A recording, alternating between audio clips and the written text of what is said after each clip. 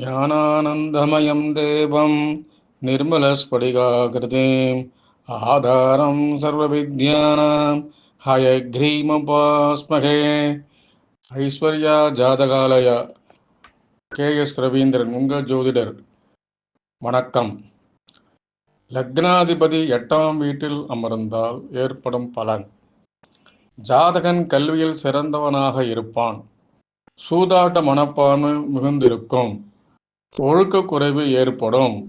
சிலருக்கு மரணம் அது வரும் நேரத்தில் அமைதியானதாகவும் ஒரு நொடியில் ஏற்படுவதாகவும் அமையும். இந்த அமைப்பை சுபக்கிரகம் பார்த்தால் ஜாதகன் நீண்ட ஆயுளை உடையவன். ஆனால் வாழ்க்கை சிரமத்துடன் நடக்கும். ஜாதகன் பலரின் மனக்கசப்பிற்கு ஆளாக நேரிடும். சிலருக்கு உடல் அங்க குறைபாடுகள் இருக்கும். சிலருக்கு குழந்தை பாக்கியம் இருக்காது. சத்து பிள்ளையை எடுத்து வளர்க்க நேரிடும். இந்த அமைப்பை பாபக்கிரகம் பார்த்தால் ஜாதகன் மத்தியம ஆயுளை உடையவன். வாழ்க்கையில் வறுமை ஏற்பட்டு படுத்தெடுக்கும். சிலருக்கு பல விதங்களில் அவப்பெயர் உண்டாகும். சுபம்.